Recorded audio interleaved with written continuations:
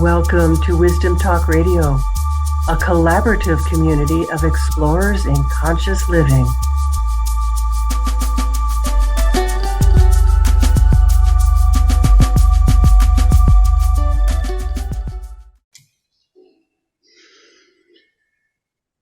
For as long as I can remember, I passionately wanted to know how life worked. I used to think truly that others had access to this, grand rule book, and that I wasn't invited. I wasn't invited to the party and I was missing out. And later on, when I began to develop my own inner relationship with Source, I discovered how to be an inner researcher. And I discovered that being an inner researcher was really important for being able to explore the unknown, for being able to receive the unknown. And no matter what, because that's where true freedom lies. The light of our own inner wisdom can bring such clarity of direction. And it's really hard to know which way to turn or what's true or not true when we're just relying on our mental concepts, our belief systems. As my guest today writes, an unprincipled life gives concepts a back seat and gives direct experience a front seat. Concepts are always abstract rather than real. They use words, which are symbols that merely point to reality. Direct experience is based in reality. What we are is reality. Just breathe that in for a moment and stay tuned. Welcome to Wisdom Talk Radio. I am Laurie Seymour, host of Wisdom Talk Radio and CEO and founder of the Baca Institute, home of the quantum connection process. Discover your unique connection with the essence of who you are by taking the quantum connection quiz. We're each designed to directly connect with Source, and we're each designed in our own way. We're each different in how we do that. And knowing your own style, your own tendency, and that's both your strengths, what comes easily to you, and your learning edge. That opens a deeper connection with the universe. It's also the secret to creating what you want in your life, because who you are is who is needed.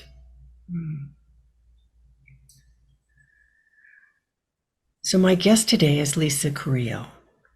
And as a child, Lisa remembered a place of love and light and experienced moments of profound love.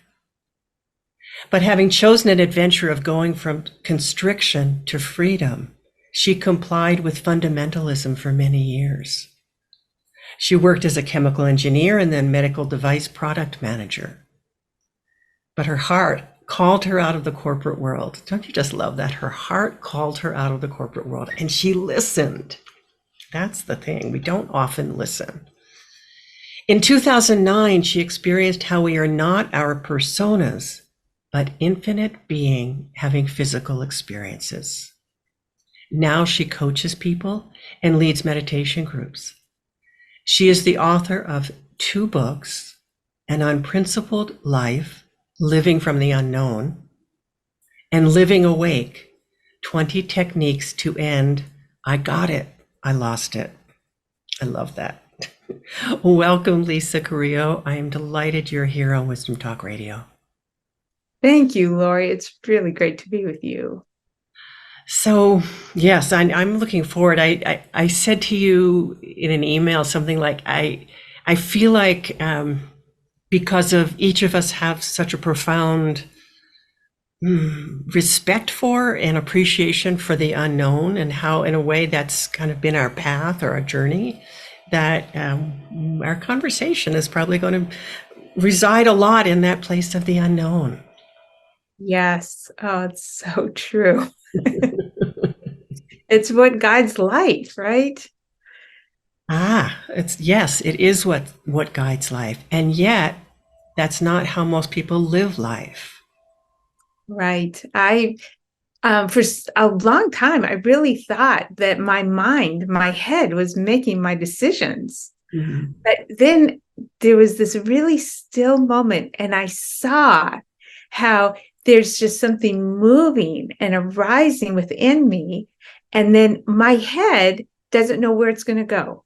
So Mm. it comes up with like 8 or however many options, and it's kind of thinking about all of them. And then once the movement chooses, then all the thoughts according to that one crystallize and all the other thoughts disappear. Ah, okay. And then what happens from there? So that this inner guiding is what's making things feel like, oh, of course, that's what I really want. Now we can have resistance. Sometimes what feels safer or more comfortable is something else. Hmm. Give me an example. Yeah. So leaving my corporate career, that one, for a while I could feel it coming, but I was scared about how would it work out. So Mm-hmm. it was this constant push and pull, push and pull. And that was my resistance, holding on to wanting my normal kind of security. But then there was a moment when it just dropped away because the potential, the life potential of leaving became so big Yeah. that the resistance seemed irrelevant at that moment. So I was still a little scared, but it was like I couldn't not leave. Exactly. Exactly. I remember when I left being a psychotherapist and I gave up my practice. And it was, and I also remember when I left the corporate world, which was after that. I mean, they were two different experiences. But that moment when you just know that, oh, here's this big, yeah, I don't know what it is, but this big something, and I have to walk towards it. Right, right. And I think the thing that has made it easier and easier to follow that is feeling already full within myself. Because when I didn't feel full within myself, then life could present me an option, but I was evaluating it according to whether or not it would make me feel successful, make me look good, all these other things. And when I didn't care about those anymore, all that really mattered was, did it have this potential, Ah. this contribution that just seemed natural for me to bring.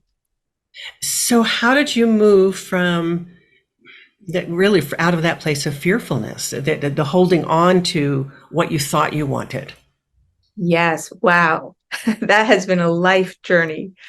But I'd say two things in particular have helped a lot. Um, One, I'm just going to share this story. I actually had some kind of attachment disorder where I did the push pull game. And with my husband, he told me, he wanted to know all my authentic feelings. So I would be excited that he was going to be coming home from work because I would get home earlier than him. And then when he got home, I'd suddenly be angry at him. And I had no idea why. It was really frustrating. So I read a bunch of books and started to understand it and had a lot of compassion for those parts of me. But then one day I was just feeling particularly alone. He had been involved in this big project, so our time together had been a lot less. And I went into the aloneness, and I really just opened myself up into just totally being alone and lonely and deficient. And then as I was just sitting there in what felt sort of like misery, I thought, if I'm so deficient and alone, what part of me even knows what it would be like to have this ideal loving experience? Ah. So I went into the memory of that ideal loving experience and asked, where are you coming from? And I went deeper. Meaning, is that meaning how you could even have that possibility? Right, Okay. exactly. How could I know that that could exist? Ah, okay. No, it wasn't a manufactured imagination. Like I had a feeling of what it would feel like. Hmm. But how in the world could I know what it would feel like if it was totally alien to me, if I was truly lonely? So I knew some part of me knew what that felt like. So I just kept going deeper till I found the part that really knew what it felt like. And all of a sudden, I popped out into being pure love. And never since then have I felt lonely or deficient. Hmm. Hmm. It's so complete. What we are is love, but knowing that with our head doesn't matter. It has to be a No, felt it sense. has to be that experience, that direct experience. Yeah. Yeah, I love that so much. I mean, it's actually what I'm working on right now, writing, been writing for a long time, but really actively when I'm in my book right now is just about that. And it is when you have that direct experience of something that maybe you had a glimmering of or a memory of. It brings that into bloom. Yeah. Yeah. Yes. So as you're writing, what are you coming up with in this area? For me, it was that I'd had the experience, I knew it, and I lost it. Thinking back to your the title of part of the title of your first book, and I lost it when my father died. Because Uh-huh. he was the one that kind of personified that, and it wasn't until many years later that that got activated in me. And it's self-love. It's not the love for another or from another. It's that experience of the energy of love, the vibration or frequency of love. Yes, yes. Oh my gosh, self-love, what a journey. My first steps in self-love were, taking care of my body. And that helped a little bit. Hmm. Then it was taking care of my relationships and making sure I was with people who felt supported, and that helped some more. And then it was taking care of my thoughts, all the shoulds and getting rid of those. But Hmm. the final thing for me that got me to self-love was loving all my experiences. Huh. Okay, so talk a little more about that because I had a conversation yesterday with someone about what she was calling the shadow parts of oneself, but I don't think that's what you're talking about. It's just like, oh, I love this experience. What does that mean? Yes. So um, there, when I thought of certain experiences I had as defective, I didn't finish one of my master's degrees, or I was in a job that I didn't like, or I had people making demands of me that just seemed too much. When Mhm. those experiences seemed like weights, and when I was in any kind of situation where I was perceiving myself under a weight, somehow I loved myself less. It just seemed like, why am I being punished? Or why can't I be stronger to solve this? Or it just felt like there was something less to my life. And it bled into not fully loving myself at that moment. Hmm. I can feel that, and that's a very subtle diving into what's happening. You really Right. are an inner researcher. I just want to acknowledge that and tell you how much I love that. Yeah. Because when I started meditating, so many people think of, okay, I'm leaving my body, I'm going far away when you're meditating, or I'm dropping all my humanness and going into some stoic place. Mhm. But what we are is making every moment. So the the jewels, the gold, the preciousness of what we are, I feel like it's more discovered by going deep rather than going abstract. Mhm. Mhm. And the other thing that I don't hear is you when you say going deep. I mean, I don't intuit it that it's not so much about going deeply into the emotionality of something. Right. Emotions seem to have more to do with concept, actually. Yes, right. It's turned out every emotion I've had that felt negative or heavy or distraught was tied to some kind of belief. Mhm. So I certainly don't alienate myself from them. Opposite, I pull them in close. Mhm. I love the saying, there, tell me all about it. And just, Mm. it's fun to be able to have an opportunity to be compassionate. And Wow. boy, my little girl, my persona gives me lots of opportunity to be compassionate. Mhm. So how do we maintain if we're an infinite being, how do we maintain our awareness of that so that we're not um, getting it and then losing it? Right. It feels like for me, there has to be two parts. One is, tapping into what we are, have moments in the day when I just feel that aliveness that's coursing through me before I even do anything, Hmm. it's Hmm. there, and feel how it doesn't require anything from me. It's so self-sufficient. And then the other thing is all the ways that I push that away, really unravel them. I call it the deconditioning process. Hmm.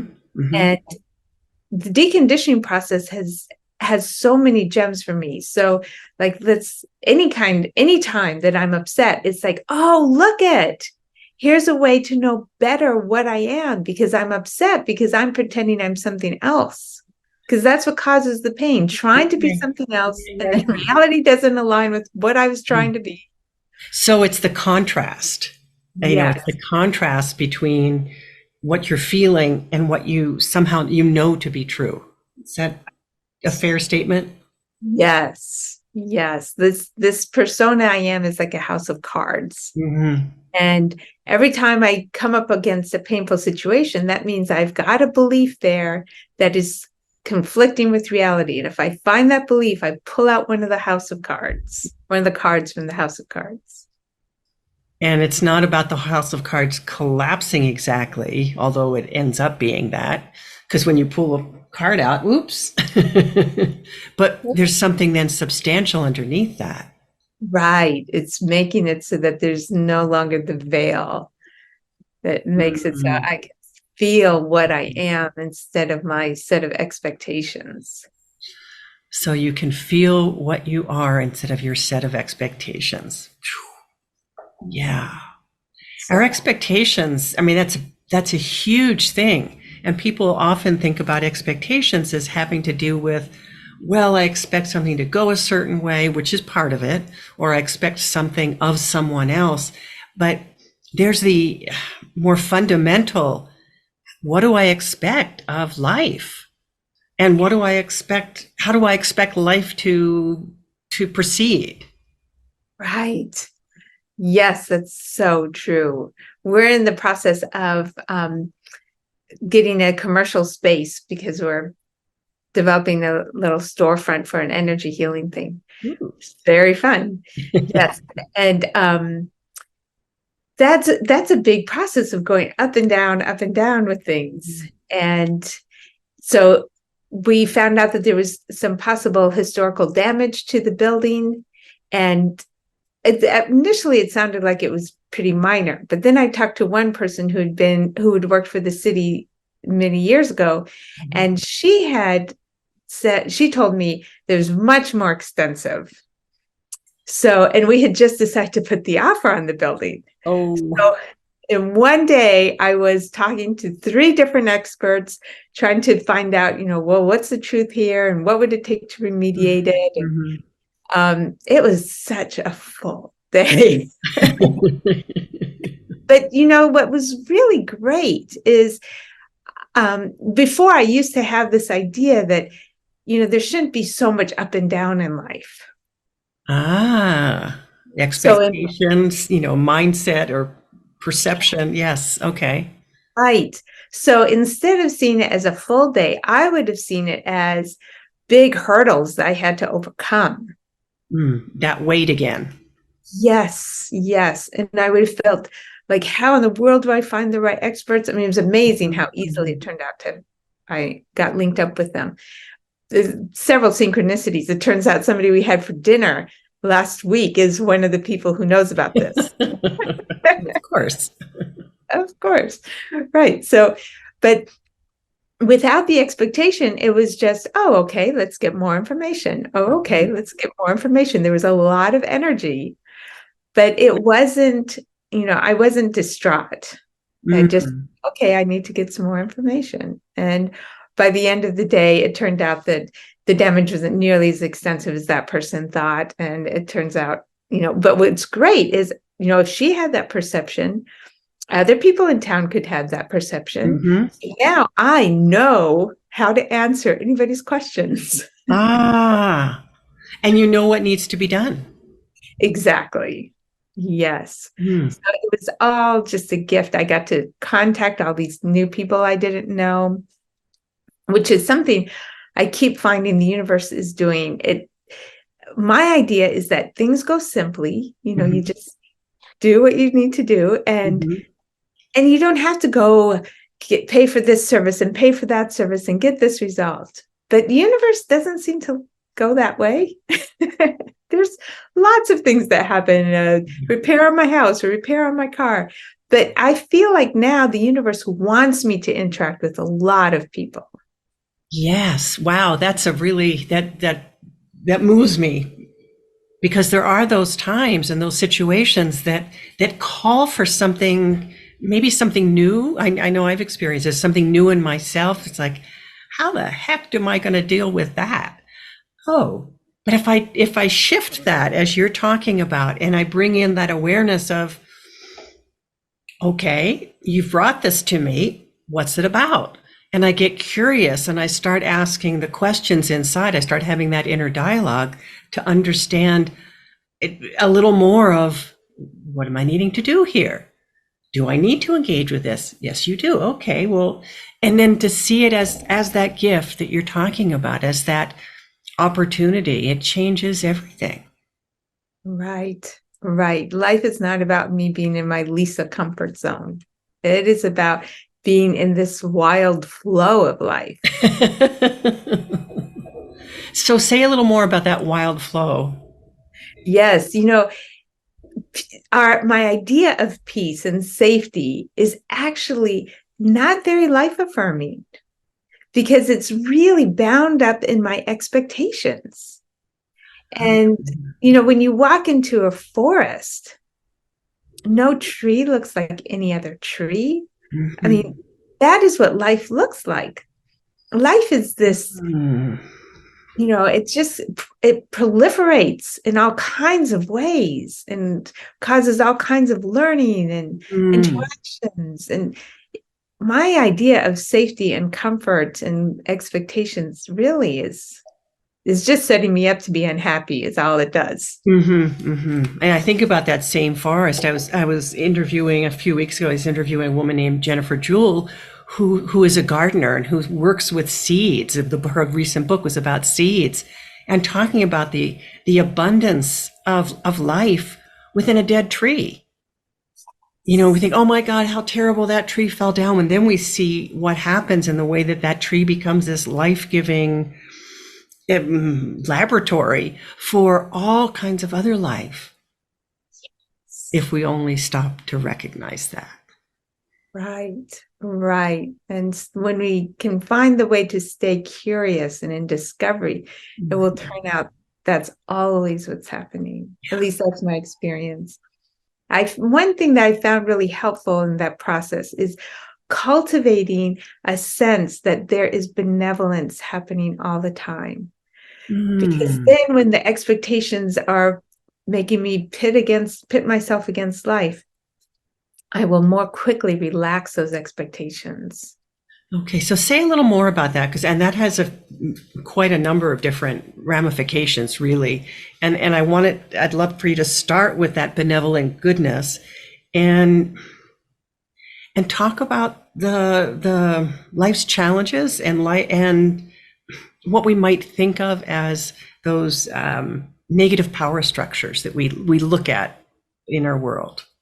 Right. Yes. So first, I had to look in the things that happened in my life. So I made a list of everything I thought was, something to regret, something that Mhm. shouldn't have Mhm. happened to me. And I went through and really honestly over several days found that there was more good from any one of them than not good. And that meant I don't have anything to avoid in my future. Nothing bad that's ever happened to me. Wow. So that sets it up as a different perspective. And some of that might have to do with learning, with, something that we might, have decided we wanted to experience before we came onto the planet. Absolutely. Absolutely. Yes. Yeah. In my first marriage, I was really trying to um, help my husband love himself more. Mhm. And, obviously that is not going to get you very far. I understand that one. But boy, did I learn a whole lot through that. So much. I mean, I was really putting my self-value on what I could do for someone else. And that just became a burden in all of life. Right, right. A burden for him as well. Yes, for him too. Poor guy. Yes. But yeah, this checklist of, what have I done for somebody recently? Not in like, oh, it's a fun thing to do, but as in, I have to be worthy to be alive. Hmm. Hmm. So that's the first part is really just getting down and dirty in my own life and figuring out where was I hurting myself and where had the universe, where had source always brought good out of it. So out of that relationship, wow, I learned so much. And he's the one who taught me that fundamentally we are loved before we do anything. Yes. Yes. That was I could tell that when he said that, I didn't feel it. So Hmm. I went on a journey of reading books about people who seem to have failed and turned out to be totally loving, successful, as far as their relationships and what they wanted out of life. And it just started building that confidence in me. Wow. So can you take that into what we see happening in the world today? Because there's just so much that's going on that we look at it, and there's those moments where I can judge it as like, oh, this is awful. Right, And then right. there's another part that kicks in. But if you could speak to that Exactly. first part. Sure. So it's for me when I'm looking out at the world, it could be things about the environment or things about war, whatever it is. And I kind of break it down a little bit. So there's things that cause people physical pain. So when I look at that situation, I myself have been in extreme physical pain. I was in the hospital and had less than 50% chance of surviving. And anyways, I was in a lot of pain for a few days. Mhm. And what ended up happening was when I thought I just couldn't take another moment, there was strength. It wasn't, this wonderful, oh, everything's all better, but there was strength, inner strength that showed up. And then the next moment, inner strength showed up. Mhm. And I was the strength, I didn't have to manufacture it, just somehow showed up. And I think when we're looking out on the world, first of all, we don't know what the suffering person's experience is. Hmm. But looking at my own experience, I know that suffering has been good. And I Mhm. wouldn't want to deprive anybody of their discovery, of their inner strength, or whatever else it might be. Mhm. And that sometimes that experience of the struggle is all about learning about who we are. Exactly. Yeah. Exactly. And And you then there's go ahead. opportunities where there's just this amazing amount of compassion and solidarity and community that happens when there's really bad things happening. I mean, certainly you could see it after 9/11. There was That's what I was thinking of. Yes. So there is something that happens so that causes everybody to remember what really matters. Mm-hmm. Mm-hmm. And you might say, well, sure, but it's not worth the suffering. But when I tap into infinite being, the suffering doesn't go as deep as these connections go. What do you mean by that? So suffering happens to our bodies, and suffering happens with our thoughts. Mm-hmm. But below that is that inner strength I was talking about, that being, that connection with others that's already there. And the connection with all there is. Yes, exactly. Right. Our timeless essence. And so you've said something about this, about the importance of experiencing our own rightness. And I'm wondering how you would see that around, how do we experience that for others? There's so much separation and division right now. And people forget that sense of, the way I think about it is, oh, I am presence. I am that I am. I am God. So God is here. Oh, and then as I look at you, God is there. But we ignore that, or we forget it. Right. Yes. Well, first, when a baby falls when it's learning to walk, do not get distraught saying, oh, the baby's not learning to walk. We know what the baby is. We know that the baby's nature is to want to walk. Yes. Yes. And I feel that inside myself. And yes, there have been times when I have, been in a scarcity mentality and tried to take things so I was secure despite how it might affect someone else. It could be as simple as in the store. It's the last item, and I know many people want it, but I take it. Next one in line, and I get to have the last one. And I wouldn't necessarily turn around and check and see, was there somebody behind me who really deserved it more? I just take it as, oh, I'm the lucky one today. So I somehow believe they were going to be just fine without it, but I really was needing it because obviously I'm the one who got it. Well, that kind of thinking is really just the same kind of thinking anybody else who's being aggressive in the world is having. They're not any different than me. We're having the exact same thoughts. And I've reached a place where those thoughts are much less present in my life because I feel how wonderfully abundant and loving the universe is. Yeah. And that seems to be what's missing. People get so caught into that feeling of, well, if you have it, whatever the it is, then that means that I don't have it.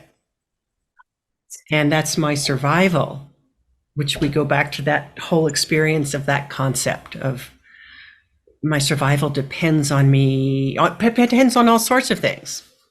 Right. Oh, gosh. I think the deepest thing that people have experienced is there was this overarching idea in humanity that we need leaders, we need experts. Okay. There was this, and you can see it in small communities where somebody will really just follow a teacher and then get totally disappointed with what happens. But this has happened, we've given a lot of authority to people in government and people in corporations. And we didn't really want to have to monitor everything. We didn't really want to have to develop our local structures. We let them handle it. Yeah. And then, wow, it got abused. But that's because we weren't ready to step into it. And as we step into our authority, there won't be room for them anymore. Wow. They'll just fall away. That. I really got that as a message. I was asking, why do we have so many negative power structures here? And not only was I shown that yeah, there was this looking for outside authority that created the opportunity for all these negative authorities. Mm-hmm. And as we step into it, they will fall away. But I also had this vision of being in a place where all there was good guiding and no particular wisdom. It's very interesting. Like I was getting ready for Huh. work, and suddenly I forgot that I was supposed to be going to work. And hours later, I suddenly remembered. So I went to work, and they were not surprised I didn't show up because there hadn't been work for me to do. And then later I was somewhere else, and this person I knew, who was, I thought, a friend, Mm-hmm. was stealing something from my husband. And I confronted him, and he had also stolen a lot of my shoes. And I asked him, "What are you doing?" He said, "I actually don't know." And then I looked at the shoes, and they were ones I don't wear anymore. Wow. So what was happening, he was just moving them on to somebody who could use them. Mm-hmm. So in this place, it was just a perfect harmonious flow, but there was no wisdom. I'm Nobody knew still not sure I why. understand that. No wisdom.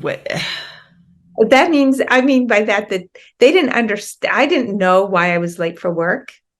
I was late for work because there was Oh, no it work for me. wasn't coming from a clearly conscious um, Right. awareness. Right. There was no understanding. It was a perfect harmony, but there You're was no absolutely in understanding. flow. Yeah, yeah, Yes, it's time for me to go to work now. Oh, it's 6 hours late. Okay, but here I go. exactly. Yeah. And here we get to have the experience of understanding. We actually get to see what different options look like. We get Mhm. to see what happens when we supposedly are doing something that is in resistance. We get to Mm. experience, oh, this is why it works that way. We develop this understanding, and that's what this world gives us the opportunity to do. Yeah, and meanwhile, that opportunity or the experience of the flow when we're in flow, and then we look back and say, "Oh, that's what that was, and that's how that worked." That's pretty special. Yeah, it's so true. Right. I when I was applying to graduate school, I I wanted to see where my fiance at the time was going to go to school, Mhm. and he chose Atlanta, but by the time he chose Atlanta and then I could apply to Georgia Tech, it was too late. I couldn't get into graduate school at Georgia Tech. Mm. So I applied to a different school, a paper engineering school that is now part of Georgia Tech, but it turned out they had a much, much better employment placement right after school, much better scholarship program, and smaller classes and closer working with the professors. I mean, it was so good. And That everything makes me was, remember back to the days that where I went to undergraduate school, and I didn't get into the one that I wanted to go to. Okay, I went to the other one that I was okay with, but then I got to see, wait, all these experiences that I'm having here that I would never have gotten to have. that's so true. Yeah. There is this, I mean, to some extent, we don't know the full wisdom of it because there's a wisdom beyond our Yeah, yeah, I was going to say that's what was confusing me and why I kept questioning it is because there's still that wisdom and we may not be conceptually or intellectually aware of what that is, but the body's feeling of how we move into the flow is absolutely there. Right. Yes, that's a better clarification. The wisdom is guiding here and there, but here we get to actually understand it more. And there's something about that as a person who likes that well, is satisfying. But I remember that one of my main teachers would just get so annoyed with me because I would always want to know, I'd want to understand. And I would use understanding as the lead. Oh, it's Mhm. like I'll come to the other later, but I want to understand first. And it doesn't seem to really work that way. Right. You I know, agree. we have to have that direct experience and then we can decode the experience, is how I think of it. Yes, decoding. That is a perfect, perfect example. That's really true. We don't know why something's happening until we can look with hindsight, and then suddenly we know. Yeah. Yeah. I work a lot with energy, and in when people have experiences of have different kinds of energy experiences, whether with me, in their meditation, whatever, we have the experience, and then we need to see how it plays out in life. Let life give us feedback. Oh, I'm responding to that person in a way that I've never responded before. Oh, I have so much more of a feeling of love or of expansion or of recognition. And all of that is the decoding, really, of that energy experience. What I received, how the cells have more light, but what does that mean in my life? Exactly. The feeling, oftentimes for me, it feels like vulnerability. There's this open-heartedness, this tenderness. And before, when I felt vulnerable, I wanted to fix something. Like vulnerability equals something wrong. Right. Okay. Yes. But now it's just so precious. So Yeah. would you let me use that as a pivot to something that you shared with me, which I was calling the becoming the pillow practice, Yes. and that has to do with how we care for ourselves, or how we care for others. Yes. Yes. So I had this vision of a closet, and you could throw a tennis ball in the closet and it would just ricochet and ricochet. And when we're in our sense of expectations, that's what happens. But if you put like sponges on the wall, it will ricochet even less. But if you put pillows on the wall, the ball will just fall to the ground so quickly. And in life right now, it can be anytime, but certainly at this period, it feels like there's a lot of tension and anxiety and second guessing, well, what do you mean by that? Are you agreeing with me or disagreeing with me? And all of that is just helping the tennis ball ricochet more. But being the pillow means when somebody else is uncertain, when somebody else is attacking me, when somebody else is denying anything that I think is important, I can just be the pillow. And I can know that ball will eventually come to rest. I don't have to try to stop it, be a wall. I can be Right. a pillow. Which just makes it bounce even higher and faster. Right, exactly. Can just be the pillow. I'm an ultrasound tech also, and the doctor came in. He was in a grumpy mood, and we had all these inspections that day, so the room wasn't quite set up like normal. And he said, "Why is that garbage can right there?" And I can make that mean something. I just moved the garbage can.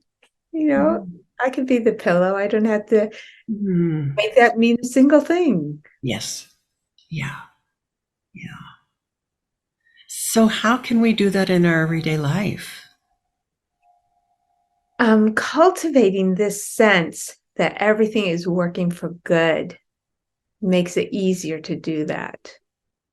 And that sense, I found a few different things. Definitely the gratitude practice. Beginning of the day, end of the day, just noticing all the good things that happened, specific things. Yes. And another one is doing loving things where I'm not going to be noticed. Because like if I go into a public restroom and I make it cleaner than when I arrived, that allows me to recognize, oh yeah, there's this innate contribution in me that is the same in everybody else. Whether it's having more or less expression, it's there in everyone else. So you have your choice there too. You can be pissy about, oh, look how they left it. Right. Or you can take a quick moment to wipe it up. Right. Yeah. Now I kind of like a bathroom that's a little bit messy because it makes it much easier to make a positive difference.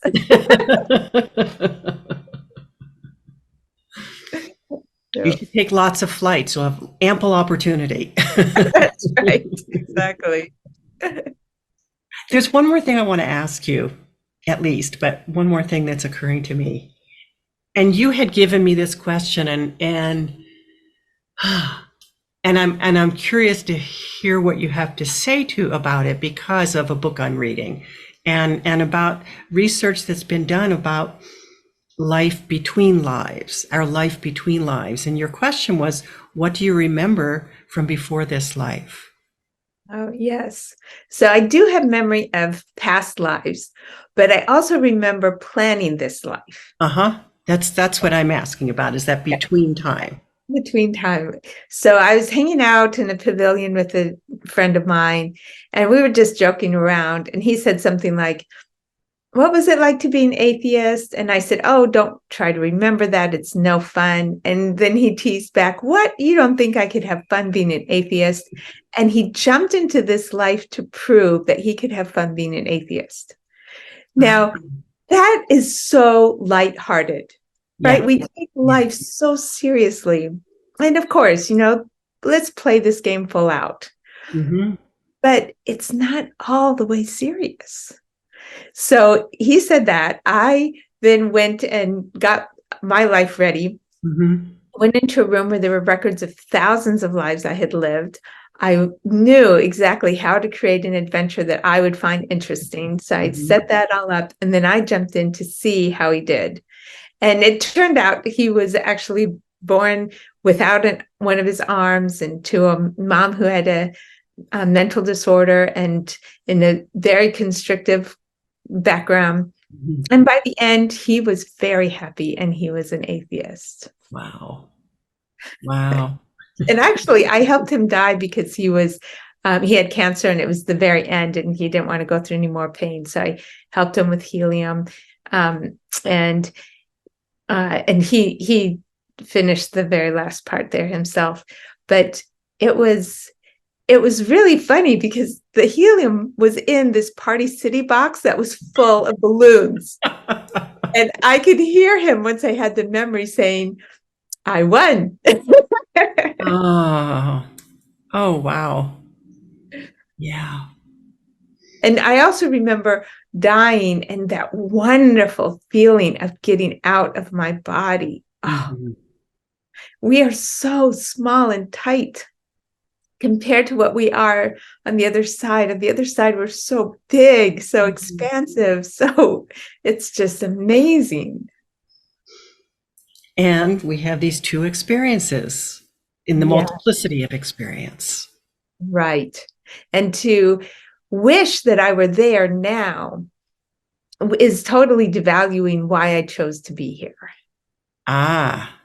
So it's been my practice because I could get addicted almost to just fantasizing about, yeah, what's on the other Mm-hmm. side. But Mm-hmm. I chose to be here and really, really the same love that's there is here. Mm-hmm. Mm-hmm. So the mastery of life, it's to get to the point where I'm so in tune with that love and that timeless essence. Mm-hmm. It really Mm-hmm. doesn't matter which side I'm on. Yeah. Because life really does work. Yes. Just have to be able to pull the wool away from our eyes and watch for that, look for that, see it. Exactly. Yeah. Right. That deep, timeless essence is not being hurt. Mm-hmm. Just our ideas. Oh, it matters if I'm treated this way, or it matters if I have my life going this kind of direction. Mm-hmm. Mm-hmm. It turns out it's so much better than our expectation. Indeed. That's a beautiful place to end. It turns out it's so much better than our expectations. Yes. Lisa, how can people find you? So I have a website, www.experiencingthetrueself.com. Okay. I also have a YouTube channel that's called Enquiry with an E, Mhm. Enquiry into Self. Mm. And you can always message me via my website. Okay. And your books, are they available? Where are they Yes, available? both Amazon and Barnes and Noble have both my books. Okay. And the one I just completed is An Unprincipled Life, Living from the Unknown. And it's a lovely book. It's I'm not finished it, and I can't wait to dive back in it, because as I was mentioning to you before we started, it's like I want to be highlighting everything in there, because you have a lovely way of verbalizing things that just goes right to the heart of it. Thank you very much. Yeah. I've so enjoyed being with you, Laurie. Oh, me too. Me too, Lisa. Lisa Carrillo, thank you for being part of Wisdom Talk Radio. Oh, my pleasure. What a gift. And thank you to our listeners and our viewers for being here today, for joining in and getting to be part of something that's always a creation. That's kind of how I think of it, because I never know what's going to be created. And please, join us here regularly for more wisdom, discovery, and illumination. And if you've enjoyed today's episode and enjoyed our conversation, please leave us a review wherever you listen, because when you do, I know it just takes a few moments, but that helps other people discover Wisdom Talk Radio and discover this kind of wisdom. And for more about connecting yourself or finding your own creative intelligence and your quantum connection, take the Quantum Connection quiz over at the Baca Institute now. And we'll see you next time. Thanks for joining us here at Wisdom Talk Radio. We wish you well in your conscious explorations.